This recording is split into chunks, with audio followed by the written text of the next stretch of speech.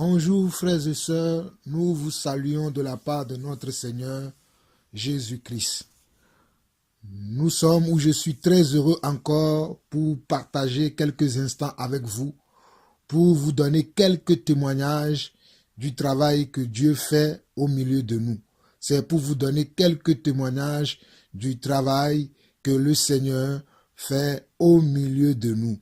Et avant de commencer, j'aimerais lire ce verset pour que vous sachiez que nous devons tous témoigner. Le témoignage est quelque chose de très important pour nous en tant qu'enfants de Dieu.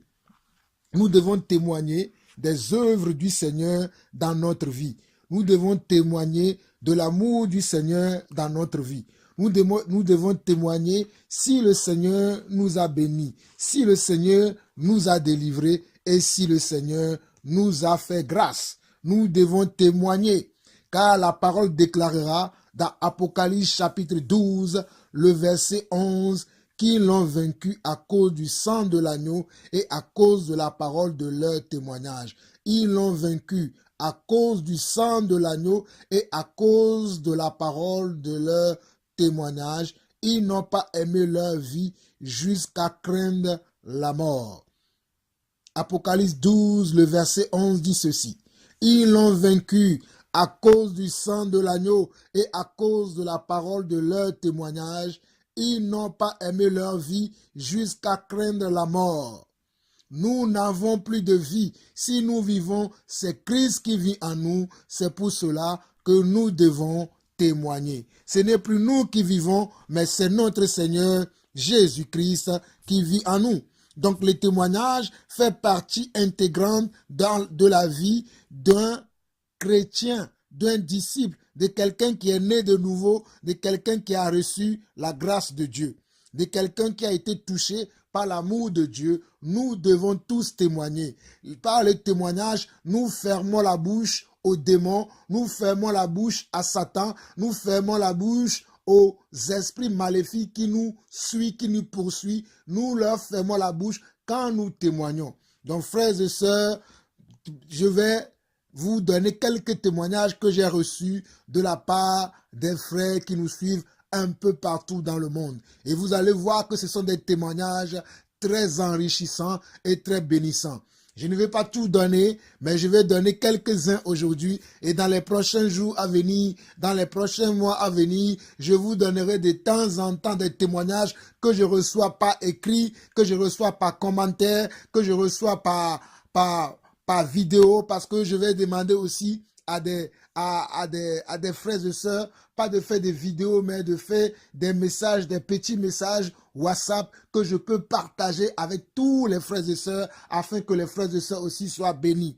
Je précise encore, ce ne sont pas des vidéos que vous allez faire, mais envoyez-moi des messages WhatsApp, des petits messages WhatsApp, ou sinon si vous ne pouviez pas, continuez à m'envoyer vos commentaires, continuez à m'envoyer vos emails. Je ferai mon nécessaire pour le lire afin que le monde entier puisse voir comment la splendeur du Christ brille au milieu de nous.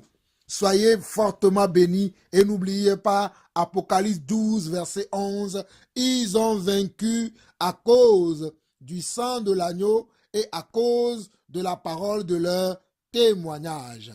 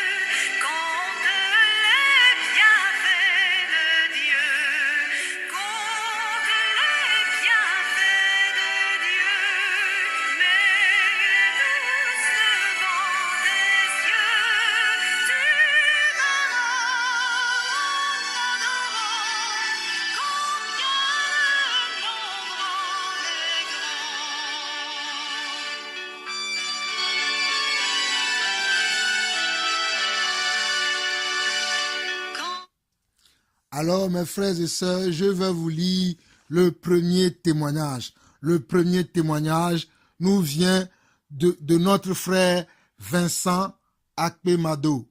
Notre premier témoignage nous vient de notre frère Vincent Akpemado. Bonjour mon cher frère en Christ. J'ai suivi ton enseignement sur la contraception et j'ai rendu grâce à Dieu pour t'avoir si puissamment inspiré et je ne cesserai de le glorifier et de le magnifier. Il a toujours eu pitié de nous, les ignorants, malgré nos péchés, mais nous continuons sans cesse à défier les lois de la nature telles que tu viens de l'expliquer dans la Genèse. Oui, je demande au Seigneur une prière pour toi et pour ta famille, pour te soutenir dans cette mission qu'il t'a confiée. Que tu l'amènes jusqu'au bout. Amen, amen et amen. Donc le frère dit que le Seigneur nous soutienne dans cette mission. Merci au frère Vincent Akpemado.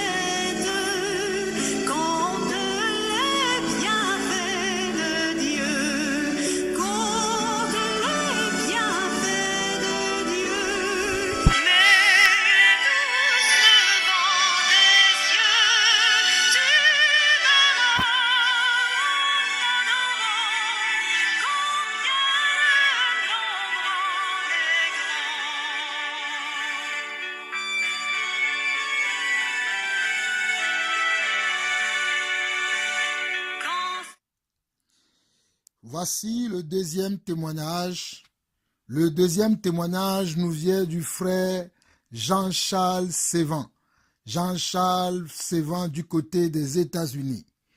Bonjour frère, que Dieu te bénisse abondamment et continue de te guider par son esprit. Par la grâce de Dieu, mon épouse a accepté de se débarrasser de la contraception qu'elle utilisait. Elle préfère pour le moment adopter la méthode naturelle. C'est un début, Dieu voulant. Merci infiniment, frère, que la grâce et la paix de Dieu soient sur ta maison. Amen, amen et amen.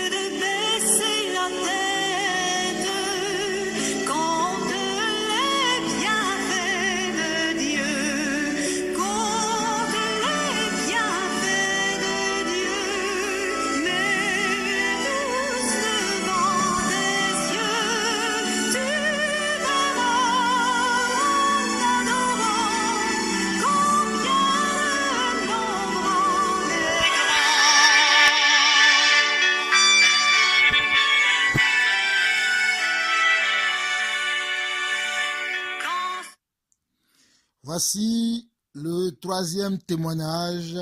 Ce témoignage nous vient de la sœur Beza Nyasingbe. De la sœur Beza Nyasingbe qui vit aussi du côté des États-Unis. Amen and amen. Ça veut dire amen et amen. Frère, que notre Père vous bénisse abondamment. Moi, j'ai eu 5 enfants, 2 filles et 3 garçons. Et quand j'accouchais de la dernière, pour le moment, l'aîné avait 6 ans et demi. À chaque fois, j'étais la première à être étonnée, croyez-moi. Quand j'allais paniquer, je me disais que si le Seigneur a permis que je tombe encore enceinte, c'est qu'il sait que je peux supporter la grossesse. Et par la foi, tout se passait très bien. Mon docteur m'a même grondé.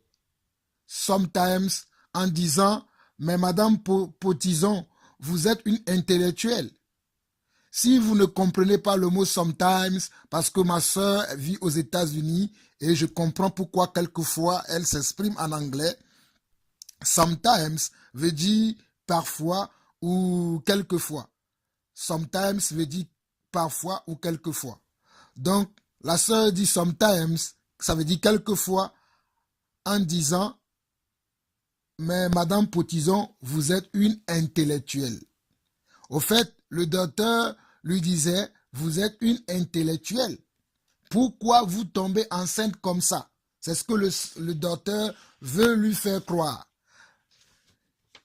Alors la sœur dit, qu'est-ce que le fruit des entrailles a à voir avec ce fait?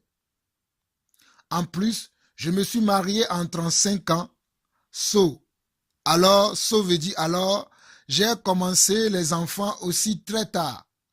Les médecins étaient étonnés que je tombe enceinte si facilement à mon âge et sans avoir jamais fait de traitement. Ceci pour encourager une sœur qui se retrouve sans enfant dans ses 35 ans ou plus. Pour nous les enfants de Dieu, tout est différent car absolument rien n'est impossible à notre Père. Ce bref témoignage pour encourager tous les couples véritablement disciples de Christ. C'est notre Père qui décide du nombre d'enfants qu'il veut nous donner. Le fruit des entrailles est une récompense. Psaume 127 et le verset 3. Pourquoi voudrions-nous empêcher Dieu de nous récompenser? It doesn't make any sense. Ça veut dire, ça n'a aucun sens. Demeurez bénis, frères. Merci ma sœur, que la grâce de Dieu soit aussi avec vous. Merci pour votre témoignage. Sur la route glissante, tu chancelles sous la voie. Pense à cette main puissante qui t'amène dans le foi. Compte les bienfaits de Dieu, mets-les tous devant tes yeux. Tu verras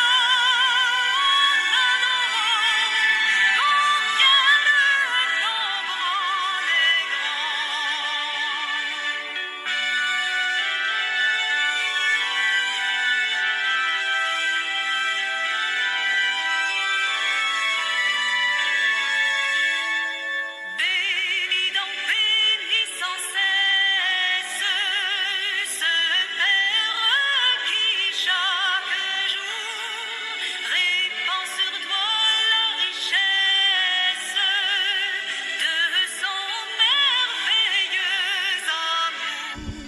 Compte les bienfaits de Dieu, mets-les tous devant tes yeux. Tu verras combien le nombre en est grand.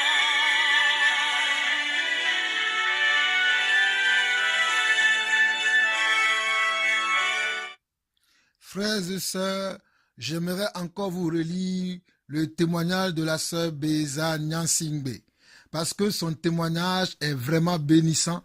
Ce n'est pas que les témoignages des autres frères que je viens de vous citer ne sont pas intéressants, mais la sœur nous parle un peu plus en détail et cela peut vous bénir et je vous le relis encore. La sœur dit Amen et Amen.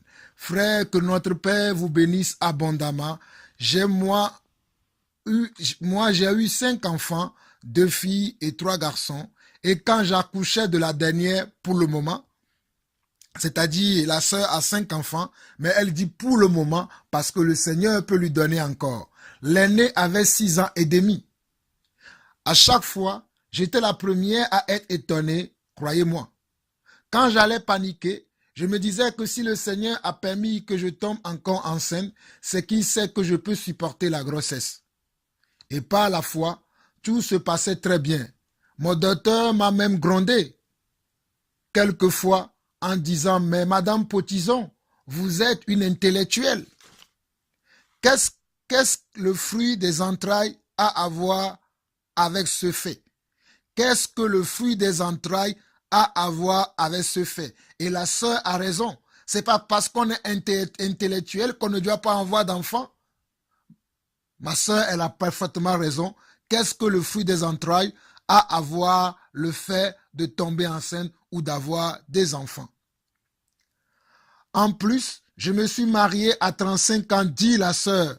Alors, j'ai commencé à avoir les enfants aussi tard, puisqu'elle s'est mariée à 35 ans, elle a commencé à avoir les enfants le plus tard. Plus tard. Et regardez, les médecins étaient étonnés que je tombe enceinte si facilement à mon âge et sans avoir jamais fait de traitement. Regardez ce que la sœur dit. La sœur s'est mariée à 35 ans et elle a commencé à avoir des enfants plus tard, sans passer par un traitement préalable. Le Seigneur lui-même, puisque c'est le Seigneur qui l'a créé selon son image et selon sa ressemblance, le Seigneur lui-même a tout prédisposé. Donc la sœur donne ce témoignage pour aider quelqu'un qui pense que malgré que son âge a avancé, qu'il ou qu'elle ne pourra pas avoir des enfants. Dieu est au contrôle de tout. Comme elle le dit elle-même, elle dit ceci pour encourager une sœur qui se retrouve sans enfant dans ses 35 ans ou plus. Pour nous, les enfants de Dieu, tout est différent, car absolument rien n'est impossible à notre Dieu. Car absolument rien n'est impossible à notre Dieu. Car absolument rien n'est impossible à notre Père. Ce bref témoignage pour encourager tous les couples véritablement disciples de Christ. C'est notre Père qui décide du nombre d'enfants qu'il veut nous donner. Le fruit des entrailles est une récompense. Psaume 127, le verset 3. Pourquoi voudrez-vous empêcher Dieu de vous récompenser? Ça n'a aucun sens. Demeurez bénis, demeurez bénis, demeurez bénis.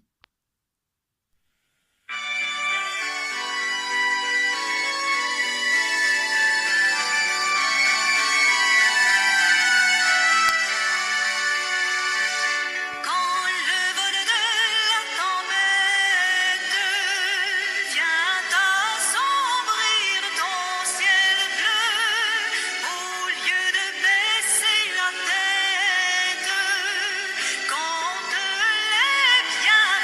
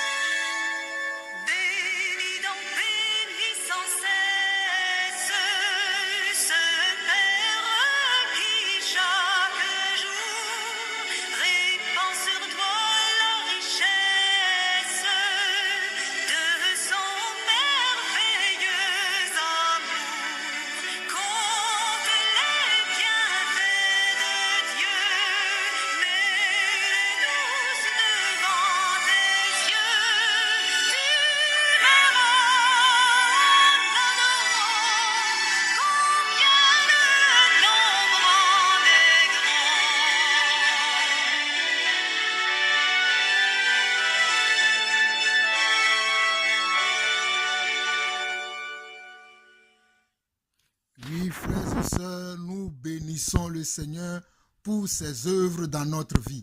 Nous bénissons le Seigneur pour son amour dans nos vies.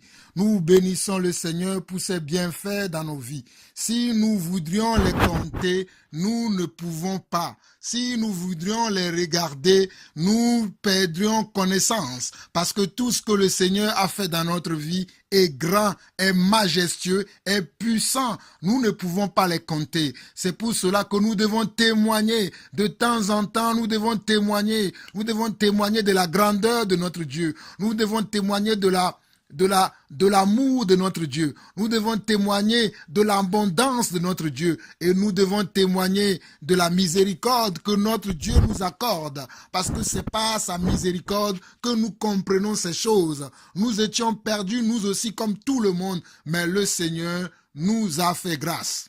Frères et sœurs, c'est ainsi que nous allons terminer ces moments de témoignage. Il y en a encore beaucoup de témoignages, mais je vais rester là pour le moment et très prochainement, vous écouterez plusieurs témoignages aussi. De temps en temps comme ça, il est bien aussi que nous partageons les témoignages pour encourager les uns et les autres. Et j'aimerais finir par un témoignage que moi-même j'ai regardé à la télé. Lorsque je vous parlais de ces choses, certains pensaient que je divaguais, certains pensaient que j'ai perdu la tête, mais ce que nous disons, c'est la vérité de Dieu. Vous avez écouté les témoignages, vous avez vu comment ce message, par la grâce de Dieu, a transformé des vies. Ce n'est pas nous qui parlons, mais c'est l'Esprit qui parle au travers de nous afin d'instruire son peuple. Regardez ce qui se passe dans le monde. Regardez, suivez attentivement ce qui se passe dans le monde. De cette somme, le remboursement pourra se faire sur 7 ans. Objectif, permettre aux couples en situation précaire et donc jusque-là interdit d'emprunt d'élever leurs enfants. Une situation qui ne convainc pas ceux qui pourraient en bénéficier. Pour moi, ces 10 000 euros de l'État ne me pousseront absolument pas à avoir un enfant. Si je veux faire un enfant, c'est moi qui déciderai, et moi seul. Ce serait plus incitatif s'il y avait des crèches et si les mères pouvaient travailler. Là, ce serait efficace. Et pourtant, en Italie, il y a urgence à faire des enfants. Depuis 2010, le taux de fécondité s'effondre littéralement. Avec en moyenne 1,34 enfants par femme seulement, il est parmi les plus faibles d'Europe. Un suicide démographique qui se traduit par une baisse de la population. Les Italiens sont aujourd'hui 86 000 de moins que l'an dernier. Avec cet accord avec les banques, le gouvernement italien espérait s'en tirer à bon compte. Il ne lui coûtera en effet que quelques dizaines de millions d'euros par an, beaucoup moins cher que s'il avait dû investir dans des crèches ou dans de véritables allocations familiales. Mais le risque est qu'il soit inefficace et que la natalité continue de baisser. Alors, frères et sœurs, je ne sais pas si vous avez bien suivi. Si vous avez bien suivi, cette histoire se passe où? Ça se passe en Italie. En Italie, je vous laisse suivre encore une dernière fois et je reviens. Les Italiens ne font plus assez d'enfants. Pas assez en tout cas pour permettre le renouvellement de la population. L'an dernier, l'Italie a perdu 86 000 habitants malgré l'immigration. Pour redonner aux couples italiens l'envie de procréer, le gouvernement incite les banques à leur prêter de l'argent jusqu'à 10 000 euros. Les explications de François Baudonnet et Florence Crimon. Et si les banques italiennes incitaient leurs clients à faire des enfants? C'est le but de l'accord qu'elles viennent de signer avec le gouvernement. À partir de l'an prochain, à chaque naissance, les familles italiennes pourront contracter auprès d'elles un prêt de 10 000 euros maximum. L'État garantira la moitié de cette somme. Le remboursement pourra se faire sur 7 ans. Objectif, permettre aux couples en situation précaire et donc jusque-là interdit d'emprunt d'élever leurs enfants.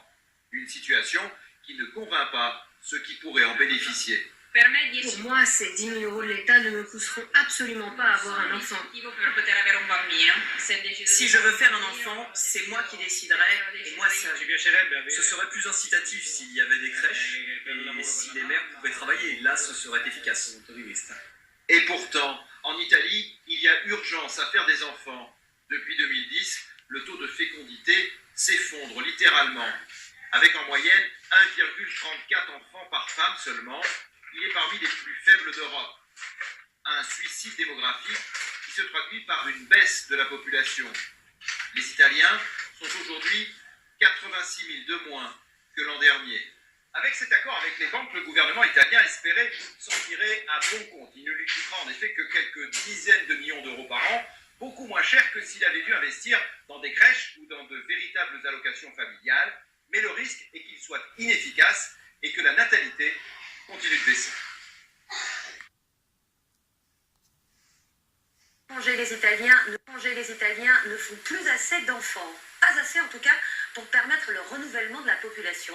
L'an dernier, l'Italie a perdu 86 000 habitants, malgré l'immigration. Pour redonner aux couples italiens l'envie de procréer, le gouvernement incite les banques à leur prêter de l'argent jusqu'à 10 000 euros. Les explications de François Baudonnet et Florence Crimon. Et si les banques italiennes incitaient leurs clients à faire des enfants? C'est le but de l'accord qu'elles viennent de signer avec le gouvernement. À partir de l'an prochain, à chaque naissance, les familles italiennes pourront contracter auprès d'elles un prêt de 10 000 euros maximum. L'État garantira la moitié de cette somme. Le remboursement pourra se faire sur 7 ans. Objectif, permettre aux couples en situation précaire et donc jusque-là interdits d'emprunt d'élever leurs enfants. Une situation qui ne convainc pas ceux qui pourraient en bénéficier. Pour moi, ces 10 000 euros de l'État ne me pousseront absolument pas à avoir un enfant. Si je veux faire un enfant, c'est moi qui déciderai, et moi seul.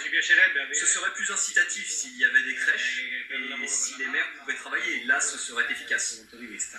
Et pourtant, en Italie, il y a urgence à faire des enfants. Depuis 2010, le taux de fécondité s'effondre littéralement. Avec en moyenne 1,34 enfants par femme seulement, il est parmi les plus faibles d'Europe. Un suicide démographique qui se traduit par une baisse de la population. Les Italiens sont aujourd'hui 86 000 de moins que l'an dernier. Avec cet accord avec les banques, le gouvernement italien espérait s'en tirer à bon compte. Il ne lui coûtera en effet que quelques dizaines de millions d'euros par an, beaucoup moins cher que s'il avait dû investir dans des crèches ou dans de véritables allocations familiales, mais le risque est qu'il soit inefficace et que la natalité continue de baisser. Alors, frères et sœurs, vous-même, vous avez suivi. Ça, c'était le journal de 20 heures du mercredi dernier sur France 2. Vous pouvez le voir encore en replay. C'est le journal du mercredi passé de 20 heures dans lequel j'ai suivi cette information. Mais il n'y a pas que l'Italie qui incite maintenant sa population à procréer en moyennant quelque chose. Il y a la Chine aussi qui fait la même chose. Vous savez que la Chine était le premier pays au monde à interdire d'avoir au-delà de 1 ou 2 enfants. Mais maintenant, la Chine aussi incite sa population, donne envie à sa population pour faire pour avoir des enfants, pour procréer. Et il incite même sa population avec moyennant de l'argent. C'est-à-dire, si tu as plus de 2 enfants, tu vas recevoir de l'État chinois comme de l'État d'Italie, de l'argent. Bon, en Italie, c'est les banques qui vont vous prêter de l'argent. Mais en Chine, l'État vous donne de l'argent parce que vous avez plus de 2 enfants. Alors qu'à un moment donné, c'est eux-mêmes qui ont instauré dans ce pays que les gens ne doivent pas avoir au-delà de 2 enfants. Parce qu'ils avaient de 2 ou de 1 seul enfant. Parce qu'ils avaient peur que leur pays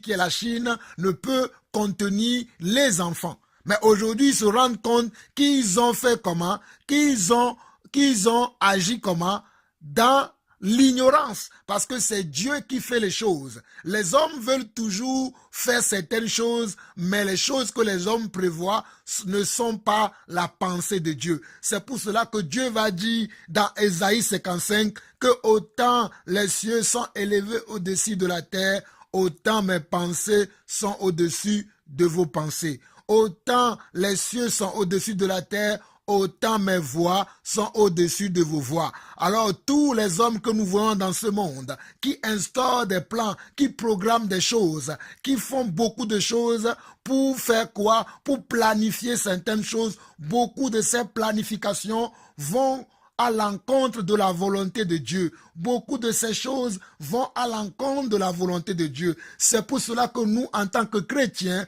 en tant que disciples qui vivent dans le monde, nous devons faire attention de ne pas suivre ce que le monde veut que nous suivions. Souvenez-vous de Romains chapitre 12, le verset 2, où le Seigneur nous enseigne que nous devons être renouvelés dans notre intelligence afin de discerner quelle est la volonté de Dieu, ce qui est bon, agréable et parfait. Ce qui est bon, agréable et parfait n'est pas dans la décision des gouvernements de ce monde. Ce qui est agréable, parfait et bon n'est pas dans les décisions des députés de ce monde, des dirigeants de ce monde. Mais ce qui est agréable et parfait se trouve dans la parole de Dieu. Ce qui est agréable, ce qui est bon et parfait se trouve dans la parole de Dieu. C'est pour cela que Jésus lui-même, il nous dira, lorsqu'il était encore sur terre, que vous êtes dans le monde, mais que vous n'êtes pas du monde. Vous êtes dans le monde et que vous n'êtes pas du monde. Frères et sœurs, nous voyons avec l'exemple de la Chine qui incite sa population aujourd'hui à procréer. Nous voyons avec l'exemple de l'Italie qui incite maintenant sa population à procréer, que ces hommes sont perdus. Ces hommes ne connaissent pas la volonté de Dieu. Ces hommes ne connaissent pas le plan de Dieu. C'est pour cela que nous ne pouvons pas les suivre. Mais nous devons suivre la parole de Dieu. Nous devons suivre l'Esprit de Dieu. Nous devons suivre et marcher selon la parole de Dieu. Et regardez vous-même, malgré qu'ils disent ça à leur population, puisque ces populations ne connaissent pas le Seigneur et qu'ils ont toujours vécu dans ces choses, ces populations refusent même d'avoir des enfants. Ils refusent. Vous avez écouté dans ce témoignage, vous avez écouté dans ce journal qu'il y a beaucoup d'hommes et de femmes qui disent non, qui ne veulent pas. Pourquoi? Parce qu'on leur a toujours enseigné qu'ils sont le maître de leur vie, que c'est à eux de décider de quand ils veulent avoir des enfants et de quand ils ne veulent pas. Alors que c'est le Seigneur qui a son autorité sur notre vie. C'est lui qui décide de ce qui doit nous arriver ou ce qui ne nous arrivera pas. Et non les hommes de ce monde. Et regardez comment les hommes de ce monde sont perdus. Et malgré que certains d'entre eux voient maintenant qu'ils sont perdus et qu'ils veulent retourner en arrière, ils sont pris dans leur propre piège. Ils sont pris dans leur propre piège. Il n'y a plus de retour pour eux car l'ennemi les a embobinés dans leur propre piège. C'est eux qui ont inventé quoi? La contraception. C'est eux qui ont inventé les pilules. C'est eux qui ont inventé quoi? Les préservatifs, le fémidome et le condom. C'est eux qui ont inventé le stérilet, l'implant et tous ces consorts. Aujourd'hui, ils vont inciter les gens à avoir des enfants et les gens vont leur tourner le dos. Parce que les gens sont habitués, les gens sont à l'aise dans ces choses. Ils ne connaissent pas la volonté de Dieu, ils sont aveugles.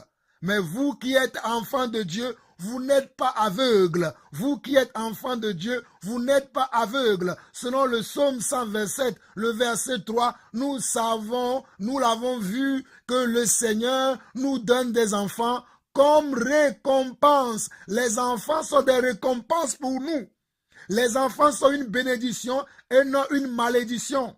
Toi qui as encore peur d'avoir des enfants, je t'encourage. Si le Seigneur te bénit par un enfant, glorifie le Seigneur, loue le Seigneur, chante des cantiques nouveaux pour le Seigneur, car c'est la volonté de Dieu pour nous de procréer sur la terre. C'est la volonté de Dieu pour nous de procréer, de remplir ce monde avec ses enfants. Parce que les enfants sont sont une bénédiction de Dieu. Frères et sœurs, c'est ainsi que nous allons terminer ce parcours de témoignage. Que la grâce et la paix du Seigneur soient avec vous. Je profite de cette occasion pour saluer tous mes frères un peu partout dans le monde. Je salue ceux du Gabon, je salue ceux de l'Algérie, ceux de l'Algérie, je vous salue. J'ai eu vos nouvelles aujourd'hui, je vous salue. Je salue ceux des États-Unis, je salue ceux du Canada, je salue ceux de l'Afrique du Sud, je salue ceux du Congo, je salue ceux du Togo. Que la grâce et la paix du Seigneur soient sur chacun, sur chacune. Vous êtes une bénédiction pour nous. Continuez à nous bénir, continuez à suivre nos enseignements et surtout que la grâce et la paix du Seigneur soient avec vous. Restez dans la paix, restez dans la confiance que ce que le Seigneur a commencé dans notre vie, il va l'achever. Ne soyez pas découragés, soyez fortifiés. Soyez fortifiés.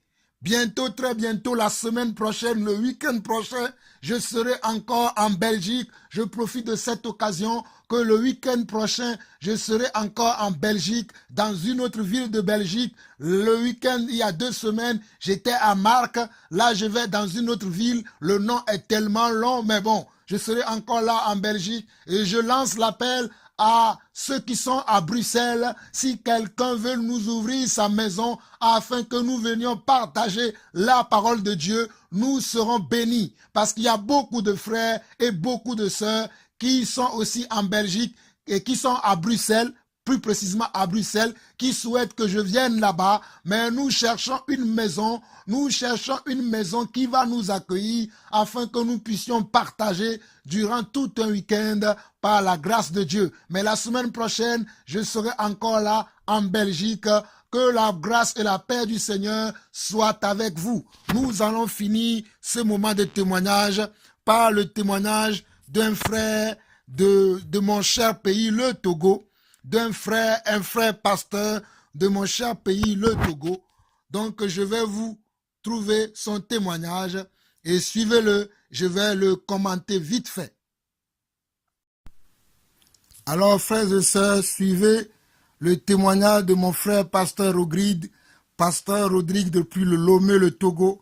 Pasteur Rodrigue qui est béni par ce que Dieu est en train de faire dans nos vies. Il n'est pas le seul. Beaucoup de mes frères, je profite pour saluer aussi mon frère Afolabi. Nous sommes bénis par toutes les révélations, toutes les grâces que le Seigneur nous accorde en ce moment.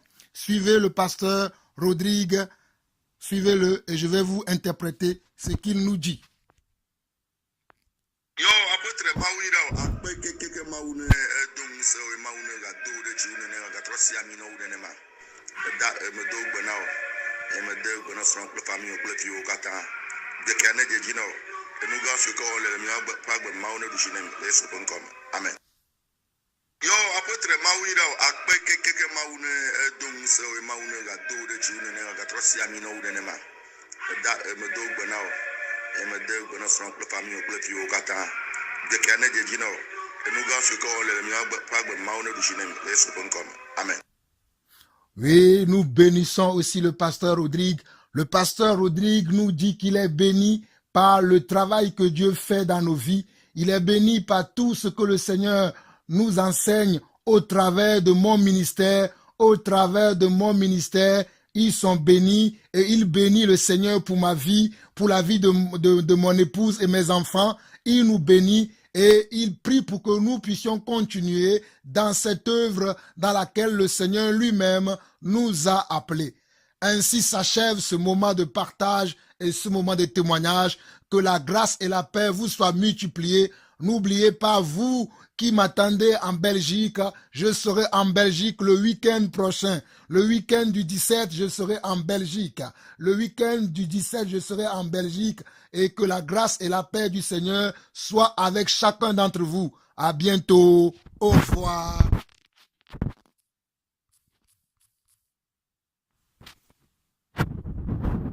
Les Italiens ne font plus assez d'enfants. Pas assez en tout cas pour permettre le renouvellement de la population. L'an dernier, l'Italie a perdu 86 000 habitants, malgré l'immigration. Pour redonner aux couples italiens l'envie de procréer, le gouvernement incite les banques à leur prêter de l'argent jusqu'à 10 000 euros.